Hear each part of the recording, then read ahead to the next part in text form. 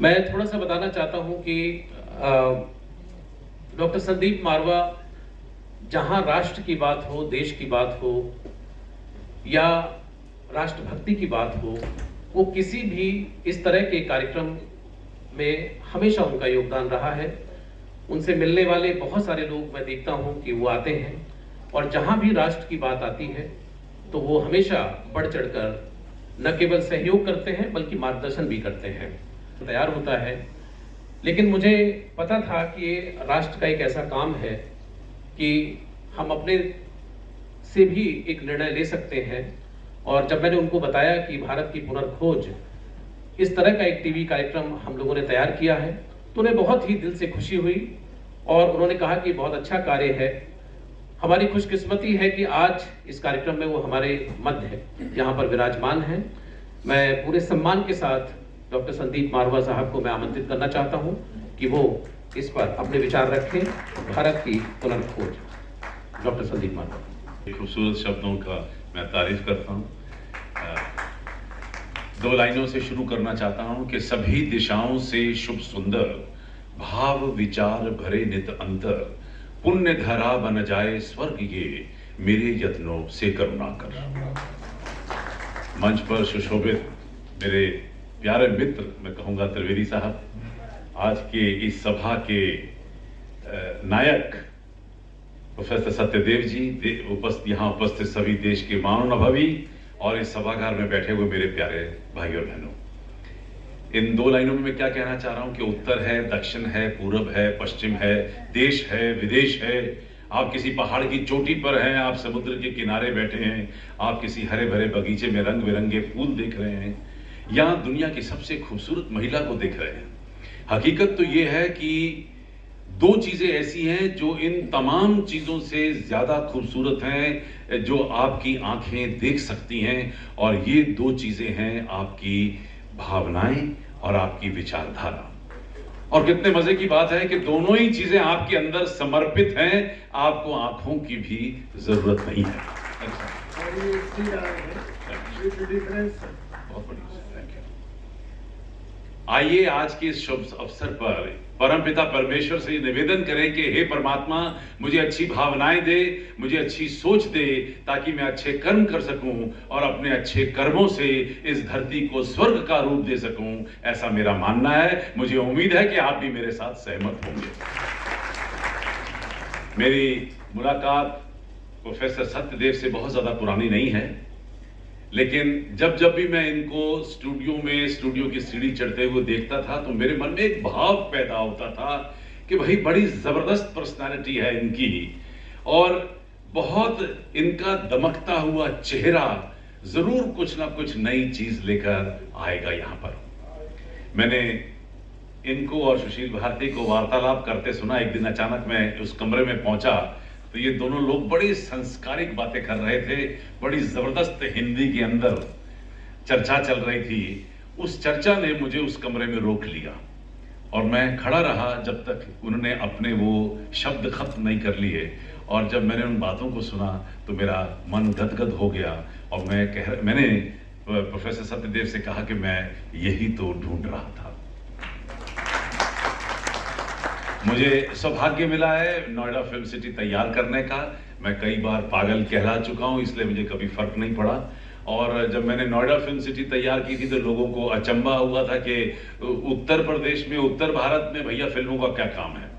और लोगों ने आउटराइट मेरे प्रोजेक्ट को रिजेक्ट किया था और मुझे लगा कि चलिए कोई बात नहीं, मेरे में तो दृढ़ता है, संकल्प है, विजन है, मैं लगा रहूंगा। आज ये कहते हुए बड़ा हर्ष होता है कि नोएडा फिल्म सिटी 30 साल के बाद दुनिया की सबसे तेज दौड़ती हुई फिल्म सिटी बन चुकी है। ये 100 एकड़ का कॉम्प्लेक्स, 75 एकड़ आउटडोर, 25 एकड़ इंडोर, 16 स्टूडियो में से 350 चैनल इस वक्त 162 मुल्कों में प्रसारित होते हैं और 17,000 आदमी को 8 घंटे की 3 शिफ्ट में काम करने का हसीन मौका रोज मिलता है। करीब 1,50,000 लोगों को अपनी रोजी रोटी कमाने का इस फिल्म सिटी से मौका मिला है। जब हम लोगों ने फिल्म टूरिज्म की बात की थी आज से 30 साल पहले, तो लोगों ने कहा भाई ये फिल्म टूरिज्म क्या होता है। आज 30 साल के बाद खुशी इस बात की है कि दुनिया का हर सरकार फिल्म टूरिज्म की बात कर रही है, और अपने इस शब्द को थोड़ी सी इज्जत देने के लिए मैं अब तक नोएडा फिल्म सिटी में कुल मिलाकर 30 लाख लोगों को फिल्म टूरिज्म में के जरिए ला चुका हूं। पॉइंट यहां क्या कहना चाह रहा हूं कि कोई भी प्रोग्राम, कोई भी संस्था, कोई भी संस्थान, कोई भी नया कार्यक्रम करते वक्त लोगों को बहुत अड़चन होती है, और सबसे ज्यादा अगर आपकी विरोचना होगी, सबसे ज्यादा आपको काटा जाएगा, आपकी निंदा की जाएगी, वो नए काम करने वक्त ही होती है। तो आपको क्या चाहिए? आपको दृढ़ता चाहिए, आपको होश और हवास में रहना है, आपको बड़ी पेशेंस चाहिए, ताकि आप उस कार्य को सावधानी से और बड़े प्यार के साथ लोगों की निंदा को एक तरफ रखते हुए अपने कार्य को पूरा कर सकें। और इसी कड़ी में ये मुझे कहते हुए बड़ा हर्ष होता है कि भारत सरकार ने मुझे अभी हाल ही में नेशनल चेयरमैन नियुक्त किया है।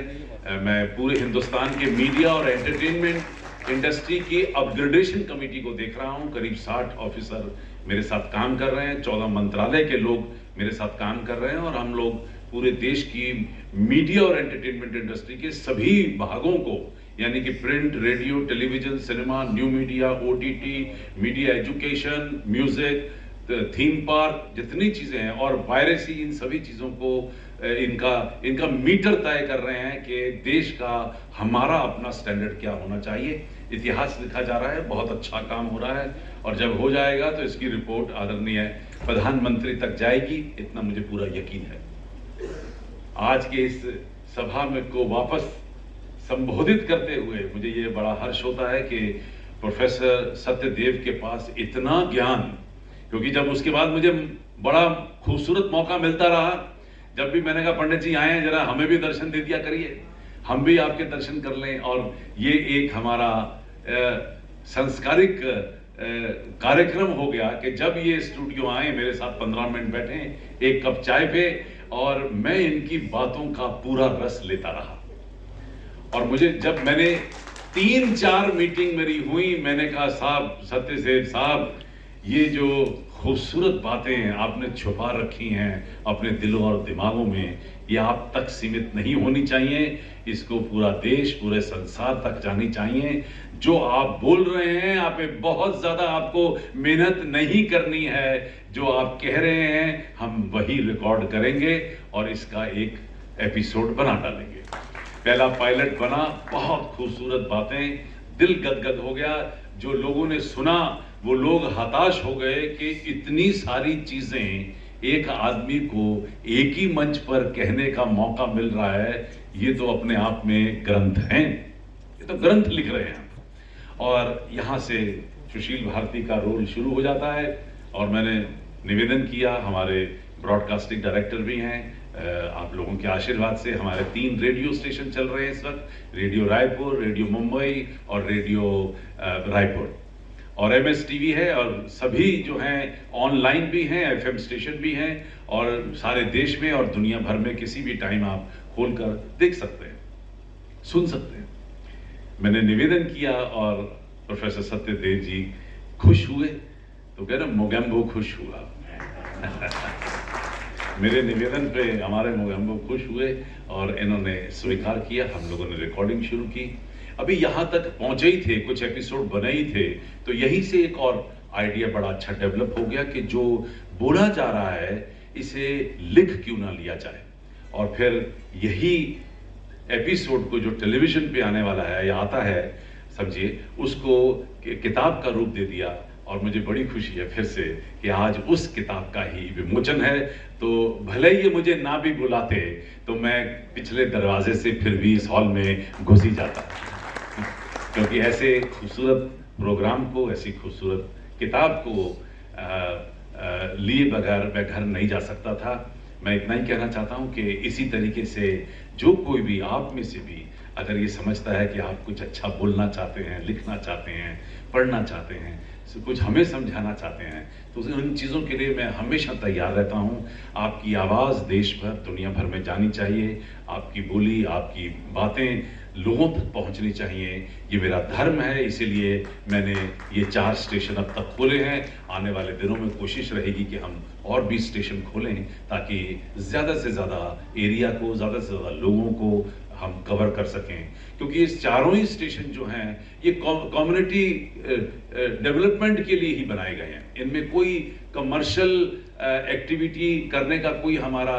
इसमें कोई ऐसा हमारी नीयत नहीं है। हम चाहते हैं कि हमारे हिंदुस्तानी संस्कारों को, हमारे भावों को, हमारे देश की संस्कृति को ज़्यादा से ज़्यादा लोगों तक पहुंचाया जाए। पिछले 30 साल से love, peace and unity through art and culture, ये मेरा धर्म रहा है। मैंने 7,500 अब तक इवेंट किए हैं और 7,500 इवेंटों के जरिए हमने अपने भारतीय संस्कारों को देश भर और अब तक तकरीबन 145 कंट्री को हम लोगों ने टच किया है। 120 मुल्कों से मेरे पास स्टूडेंट आ चुका है और हमने पूरी कोशिश की कि नोएडा को हम एक बार फिर से नालंदा बना दें। मारवा स्टूडियो और उसका दूसरा नाम Asian academy of film and television, और फिर करीब 3.5-4 साल पहले फिर से एक बार जब हमारे आदरणीय प्रधानमंत्री बंबई में तकरीबन 2,500-3 हजार फिल्म इंडस्ट्री के हुज हू को जब एड्रेस कर रहे थे, तो उन्होंने पूरे देश की इस फिल्म इंडस्ट्री की तारीफ की और कहा कि ये सौभाग्य है देश का कि हिंदुस्तान की फिल्म इंडस्ट्री दुनिया की सबसे बड़ी फिल्म इंडस्ट्री है। लेकिन उन्होंने एक तो तालियां बजी, 2,500-3 हजार लोगों ने खूब ताली बजाई कि साहब मजा आ गया, प्रधानमंत्री के मुंह से तारीफ सुनी। लेकिन उन्होंने वहां एक विचार भी दिया कि एक इतनी बड़ी फिल्म इंडस्ट्री के पीछे एक फिल्म यूनिवर्सिटी का भी होना अनिवार्य है। और मजे की बात है, लोग ताली बजा के घर चले गए, लेकिन वो भार, वो जिम्मेदारी मेरे कंधों पे आके पड़ी और मैंने देश की पहली फिल्म यूनिवर्सिटी बनाई। मुझे खुशी है कि सरकार ने मुझे उसका चांसलर भी नियुक्त किया है और रायपुर के अंदर ये यूनिवर्सिटी बड़े जोरों शोरों के साथ काम कर रही है। और हमें उम्मीद है कि आने वाले दिनों में जिस तरह नोएडा फिल्म सिटी, मारवा स्टूडियो और Asian academy of film and television का देश भर और दुनिया भर में नाम हुआ है, और चंद ही सालों में, कुछ ही महीनों में या चंद ही सालों में आप AAFT यूनिवर्सिटी का नाम भी बहुत जल्दी हर कोने से आपको सुनाई देगा। मैं फिर से एक बार आदरणीय सत्यदेव जी का तहे दिल से शुक्रिया अदा करता हूं कि आपने मुझे बुलाकर यहाँ जो इज्जत बख्शी, उसके लिए मैं बहुत बहुत आपका शुक्रिया करता हूं। नई किताब की विमोचन के ऊपर मैं आपको बहुत बहुत मुबारकबाद देता हूं, और जो इतने सारे विद्वान आपने एक साथ इकट्ठे किए हैं उन सबको भी फिर से एक बार प्रणाम करता हूं कि आपने यहाँ आकर इस कार्यक्रम में हकीकत में 4 चांद लगाए। धन्यवाद। जय हिंद, जय भारत। बहुत बहुत शुक्रिया डॉक्टर संदीप मारवा। आपको सुनना हमेशा से बहुत अच्छा लगता है। मैं इस मंच से ये बात स्वीकार करना चाहता हूँ कि देश के तमाम संस्थानों में काम करने के बाद मारवा स्टूडियो की एक खास बात है कि यहाँ पे प्लेटफॉर्म की कमी नहीं है, और जो उपयुक्त प्लेटफॉर्म मिलना चाहिए, मुझे लगता है कि ये भारत की पुनर्खोज जो कार्यक्रम बना, इसको एक उपयुक्त प्लेटफॉर्म मिला और बहुत ही धड़ल्ले से मिला और बहुत ही कॉन्फिडेंस के साथ मिला। ये जितने भी नवोदित राइटर हों, लेखक हों, कलाकार हों, संगीतकार हों, जो भी नए लोग जो हैं, उनको मारवा स्टूडियो में कहीं ना कहीं किसी न किसी रूप में प्लेटफॉर्म जरूर मिलता है। आप उसके लिए बधाई के पात्र हैं। डॉक्टर संदीप मारवा, आज हमारे बीच में आप विराजमान हैं, ये हमारा सौभाग्य है।